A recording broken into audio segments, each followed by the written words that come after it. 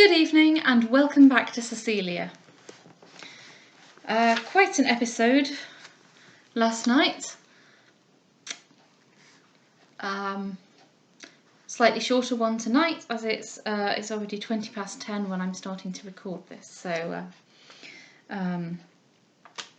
So clearly I don't actually have any interesting things to say at this point, so I shall just read. Chapter 7. A Message. From this lethargy of sadness, Cecilia was soon, however, awakened by the return of the surgeon, who had brought with him a physician to consult upon Mrs. Delvile's situation. Terror for the mother once more drove the son from her thoughts, and she waited with the most apprehensive impatience to hear the result of the consultation. The physician declined giving any positive opinion, but having written a prescription, only repeated the injunction of the surgeon, that she should be kept extremely quiet, and on no account be suffered to talk. Cecilia, though shocked and frightened at the occasion, was yet by no means sorry at an order which thus precluded all conversation. Unfitted for it by her own misery, she was glad to be relieved from all necessity of imposing upon herself the irksome task of finding subjects for discourse to which she was wholly indifferent, while obliged with sedulity to avoid those by which alone her mind was occupied. The worthy Mrs. Charlton heard the events of the morning with the utmost concern, but charged her granddaughters to assist her young friend in doing the honours of her house to Mrs. Delvile, while she ordered another apartment to be prepared for Cecilia, to whom she administered all the consolation her friendly zeal could suggest. Cecilia, however unhappy, had too just a way of thinking to indulge in selfish grief, where occasion called her to action for the benefit of others. Scarce a moment, therefore, now did she allow to sorrow and herself, but assiduously bestowed the whole of her time upon her two sick friends, dividing her attention according to their own desire or convenience, without consulting or regarding any choice of her own. Choice, indeed, she had none. She loved Mrs. Charlton, she revered Mrs. Delvile. The warmest wish with which her heart glowed was the recovery of both, but too deep was her affliction to receive pleasure from either. 2 days passed thus, during which the constancy of her attendance, which at another time would have fatigued her, proved the only relief she was capable of receiving. Mrs. Delvile was evidently affected by her vigilant tenderness, but seemed equally desirous with herself to make use of the prohibition to speech as an excuse for uninterrupted silence. She inquired not even after her son, though the eagerness of her look towards the door whenever it was opened showed either a hope or an apprehension that he might enter. Cecilia wished to tell her whither he was gone, but dreaded trusting her voice with his name, and their silence after a while seemed so much by mutual consent that she had soon as little courage as she had inclination to break it. The arrival of Dr. Lyster gave her much satisfaction, for upon him rested her hopes of Mrs. Delvile's re-establishment. He sent for her downstairs, to inquire whether he was expected, and hearing that he was not, desired her to announce him, as the smallest emotion might do mischief.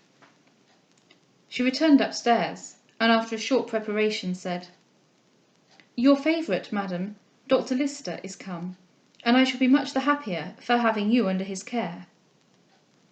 "Dr. Lyster!" cried she. "Who sent for him?" "I fancy Mr. Delvile fetched him." "My son! Is he here, then?" "No, he went the moment he left you for Dr. Lyster, and Dr. Lyster is come by himself." "Does he write to you?" "No, indeed, he writes not, he comes not. Dearest madam, be satisfied. He will do neither to me evermore." "Exemplary young man!" cried she in a voice hardly audible. "How great is his loss! Unhappy Mortimer! Ill-fated and ill-rewarded!" She sighed and said no more, but this short conversation, the only one which had passed between them since her illness, agitated her so much, that Dr. Lyster, who now came upstairs, found her in a state of trembling and weakness that both alarmed and surprised him. Cecilia, glad of an opportunity to be gone, left the room, and sent by Dr. Lyster's desire for the physician and surgeon who had already attended. After they had been some time with their patient, they retired to a consultation, and when it was over, Dr. Lyster waited upon Cecilia in the parlour, and assured her he had no apprehension of danger for Mrs. Delvile. Though for another week, he added, I would have her continue your patient, as she is not yet fit to be removed. But pray mind that she is kept quiet. Let nobody go near her, not even her own son. By the way, he is waiting for me at the inn, so I'll just speak again to his mother and be gone. Cecilia was well pleased by this accidental information, to learn both the anxiety of Delvile for his mother and the steadiness of his forbearance for himself. When Dr. Lyster came downstairs again, I shall stay, he said, till tomorrow, but I hope she will be able in another week to get to Bristol. In the meantime I shall leave her, I see, with an excellent nurse. But my good young lady, in your care of her don't neglect yourself. I am not quite pleased with your looks, though it is but an old-fashioned speech to tell you so. What have you been doing to yourself? Nothing, said she, a little embarrassed. But had you not better have some tea? Why, yes, I think I had. But what shall I do with my young man? Cecilia understood the hint, but coloured and made no answer. He is waiting for me, he continued, at the inn.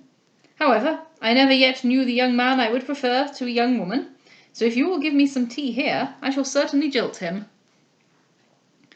Cecilia instantly rang the bell and ordered tea. Well now, said he, remember the sin of this breach of appointment lies wholly at your door.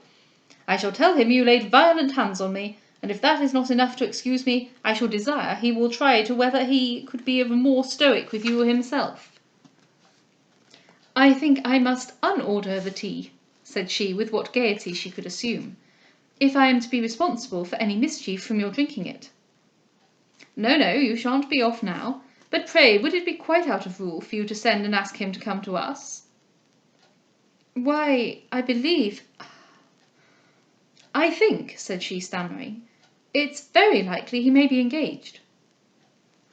Well, I don't mean to propose any violent incongruity. You must excuse my blundering. I understand but little of the etiquette of young ladies. It is a science too intricate to be learnt without more study than we plodding men of business can well spare time for. However, when I have done writing prescriptions, I will set about reading them, provided you will be my instructress. Cecilia, though ashamed of a charge in which prudery and affectation were implied, was compelled to submit to it, as either to send for Delvile or explain her objections was equally impossible. The Miss Charltons, therefore, joined them, and they went to tea. Just as they had done, a note was delivered to Dr. Lyster. See here, cried he, when he had read it, what a fine thing it is to be a young man. Why now, Mr. Mortimer understands as much of all this etiquette as you ladies do yourselves, for he only writes a note even to ask how his mother does. He then put it into Cecilia's hand. To Dr. Lyster. Tell me, my dear sir, how have you found my mother? I am uneasy at your long stay, and engaged with my friend Biddulph, or I should have followed you in person. M.D. So you see, continued the doctor, I need not do penance for engaging myself to you, when this young gentleman can find such good entertainment for himself. Cecilia, who knew well the honourable motive of Delvile's engagement, with difficulty forbore speaking in his vindication.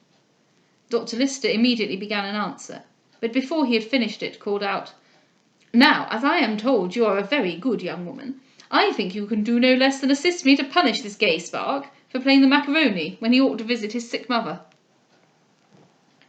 Cecilia, much hurt for Delvile, and much confused for herself, looked abashed, but knew not what to answer. My scheme, continued the doctor, is to tell him that as he has found one engagement for tea, he may find another for supper, but that as to me, I am better disposed of, for you insist upon keeping me to yourself. Come, what says etiquette? May I treat myself with this puff? Certainly, said Cecilia, endeavouring to look pleased. If you will favour us with your company, Miss Charltons and myself will think the puffing should rather be ours than yours. That, then, said the doctor, will not answer my purpose, for I mean the puff to be my own. Or how do I punish him? So, suppose I tell him I shall not only sup with 3 young ladies, but be invited to a tete-a-tete with one of them into the bargain. The young ladies only laughed, and the doctor finished his note and sent it away, and then turning gaily to Cecilia, Come, he said, why don't you give me this invitation? Surely you don't mean to make me guilty of perjury?" Cecilia, but little disposed for pleasantry, would gladly now have dropped the subject, but Dr. Lyster, turning to the Miss Charltons, said, "Young ladies, I call you both to witness if this is not very bad usage. This young lady has connived at my writing a downright falsehood, and all the time took me in to believe it was a truth. The only way I can think of to cure her of such frolics is for both of you to leave us together, and so make her keep her word whether she will or no." The Miss Charltons took the hint, and went away, while Cecilia, who had not at all suspected he meant seriously to speak with her, remained extremely perplexed to think what he had to say. "And Mrs. Delvile," cried he, continuing the same air of easy good humour, "though I allowed her not to speak to me above 20 words, took up near 10 of them to tell me that you had behaved to her like an angel. 'Why, so she ought,' cried I. 'What else was she sent for here to look so like one?'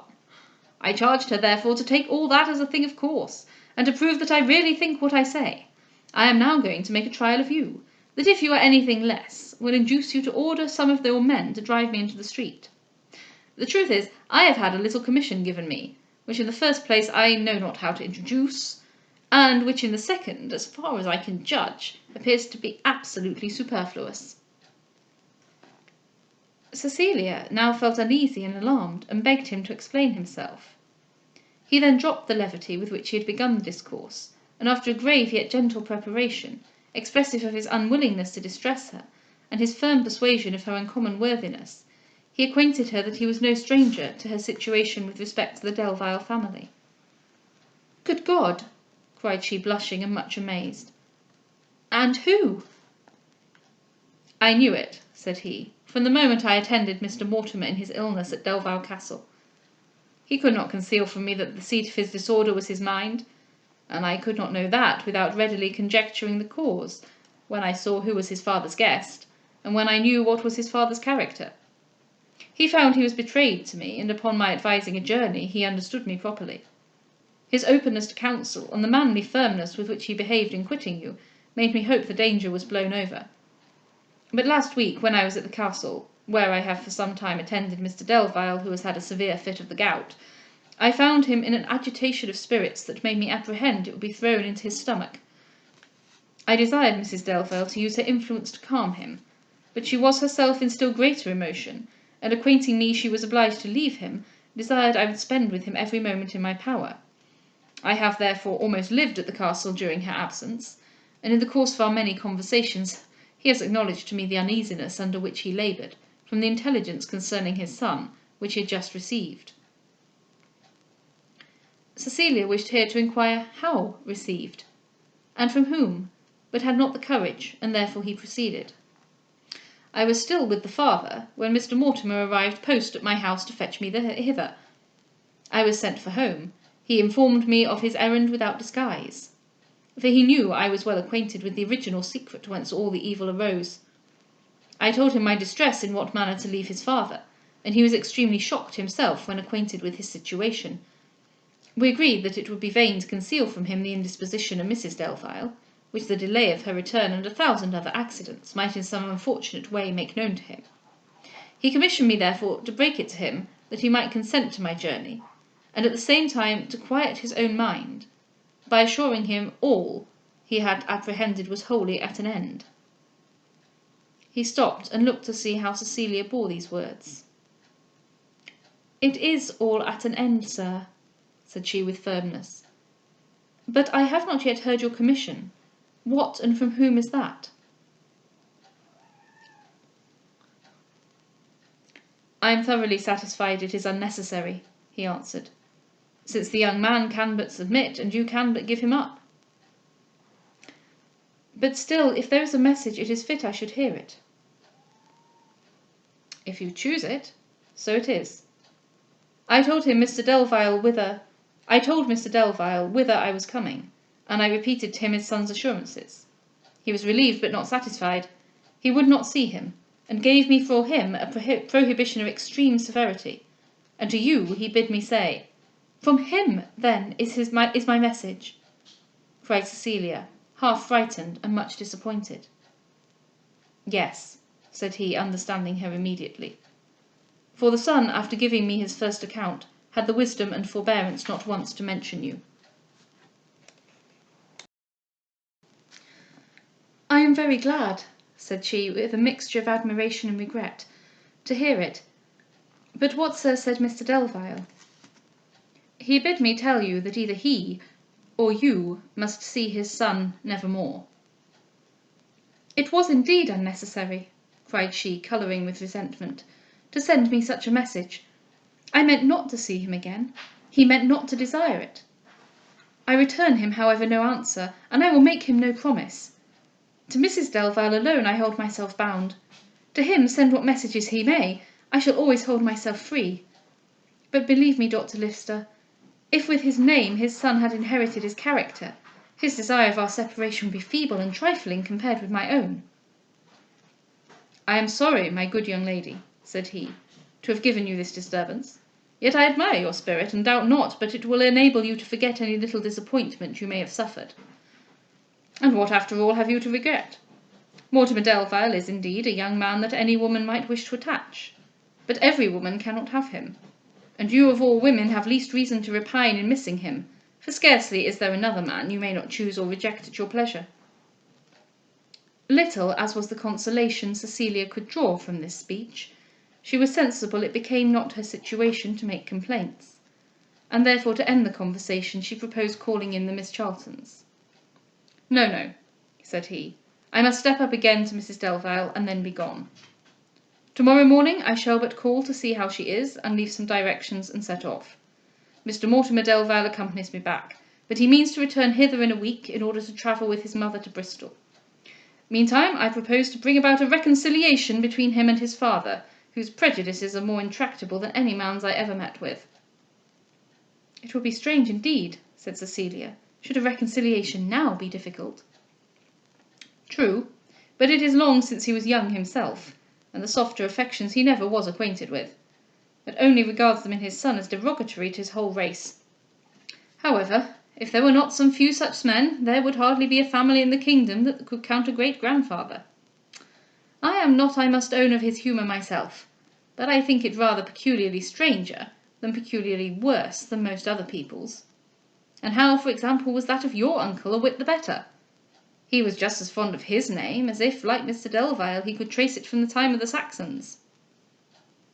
Cecilia strongly felt the truth of this observation, but not choosing to discuss it, made not any answer. And Dr. Lyster, after a few good-natured apologies, both for his friends the Delviles and himself, went upstairs. What continual disturbance, cried she, when left alone, keeps me thus for ever from rest? No sooner is one wound closed, but another is opened. Mortification constantly succeeds distress, and when my heart is spared, my pride is attacked. That not a moment of tranquillity may ever be allowed me. Had the lowest of women won the affections of Mr. Delvile, could his father with less delicacy or less decency have acquainted her with his inflexible disapprobation? To send with so little ceremony a message so contemptuous and so peremptory? But perhaps it is better, for had he too, like Mrs. Delvile, joined kindness with rejection, I might still more keenly have felt the perverseness of my destiny. Anyone spot what Jane Austen stole for Pride and Prejudice in this chapter? Let me know. Have a good evening.